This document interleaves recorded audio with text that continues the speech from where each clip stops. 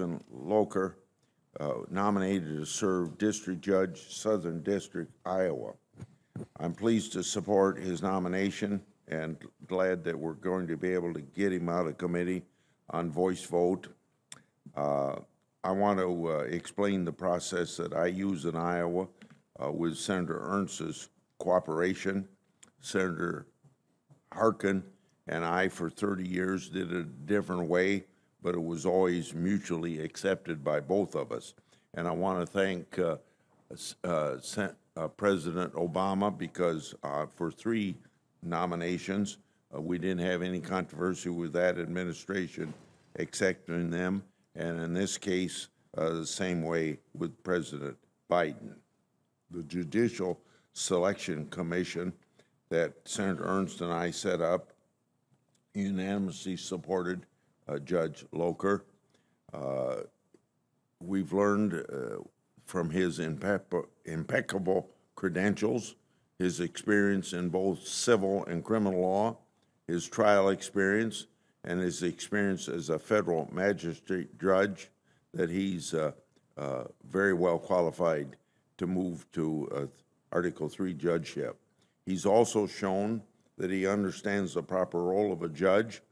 I have no doubt about his allegiance to the Constitution and the laws as we write them. With such a glowing record to stand on, there's no doubt why Judge Loker received support from both his home state senators. Judge Loker is an exceptional nominee who's well qualified to serve in that position, and obviously I'm glad to support him. Last week, while I was meeting with my constituents in Iowa, I sent a letter to Justice Department and to the FBI, also to the department's Inspector General. Those letters, I provided evidence of extreme left-wing bias shown by an assistant special agent in charge at the FBI's Washington field office. His name was Timothy Thibault. This FBI agent's political bias was exposed by his LinkedIn and Twitter accounts. There he posted highly partisan material related to his superiors, matters under the FBI's purview, and matters under his own purview. According to his Twitter feed, I'm going to give you some examples, which is also under his name. He mocked the election of Senator Tuberville and the state of Mississippi at the same time. He said, quote, "Thank God for Mississippi, state model of Alabama," end of quote. He recently quoted, quote, "Can we give Kentucky to Russian Federation," end of quote. In a response to a Catholic priest's tweet critical of abortion, he tweeted an anti-Catholic slur to both the Catholic priest and then President Trump, quote, "Focus on the pedophiles," end of quote. After my letter were made public, he reportedly sent a tweet. He set his tweets to, I guess this is called protected mode, and deleted his LinkedIn profile. I fear that his political bias has infected years of FBI investigations. Since I issued my letters, I've had whistleblowers reach out to me about Thibault and others. I'll have more to say on that in coming weeks. But I'll say this now. If I hear any retaliation from Justice Department and FBI, can expect a swift and powerful response from me.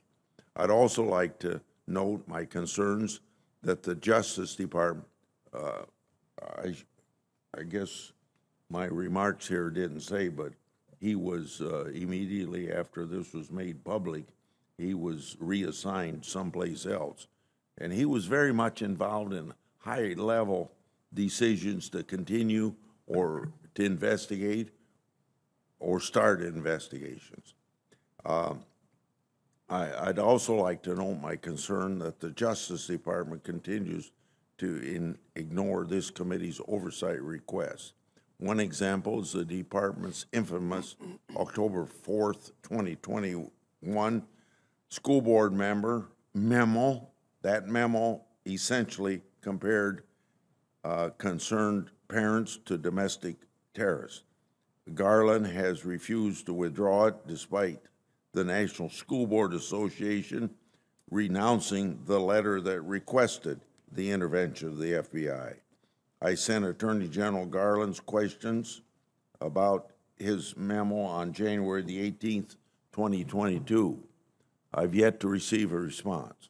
He issued his memo 5 days after the National School Board Association sent their letter, so he's capable of responding quickly when he wants to. A final example, January 19th, 2021, then President Trump issued a memo declassifying certain Crossfire hurricane records for public dissemination. Since February 2021, my and Senator Johnson's staff have repeatedly requested an update from Garland as to when the records will be produced to Congress. To date, the department has failed to produce declassified records. It's now 18 months later. I appreciate the chairman's attempt to achieve some respect from the Justice Department, but unfortunately, we haven't been very successful.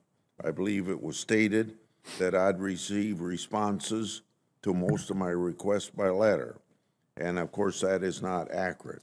I received letters, but there's little or no substance to them, so I can't consider that a legitimate response. I also haven't received requested document productions. I think that says pretty much all that can be said on the subject as far as getting the information we've been promised. Finally, I want to address the news that, as our chairman did, about the man that was going to kill Kavanaugh. He should be prosecuted to the full extent of the law. I assume that he will be. I've said repeatedly that the leak of the Supreme Court's draft opinion was dangerous, and you can see how it turns out to be very dangerous for certain people. The rhetoric from the far-left activists aimed at the Supreme Court that followed only inflamed the situation. And publishing the justices' home addresses and calls for action are irresponsible. Because of clear threats to the safety of the justices and their families, the Senate acted quickly to authorize protection for justices and their families. The House has delayed action. I hope they'll act soon. The Justice Department should also reconsider its refusal to prosecute protesters outside of justices' homes. The administration cannot continue to send the message that disrespecting the rule of law is acceptable when somebody disagrees with court decisions. And for the demonstrators, could you also, what I saw on television, get rid of the bullhorn and get rid of the drums that you're beating, so at least the people that live in the neighborhood could have a little peace and quiet while you exercise your constitutional rights of free speech and demonstration? Are you? Mr. Chairman, may I take just a moment on that topic?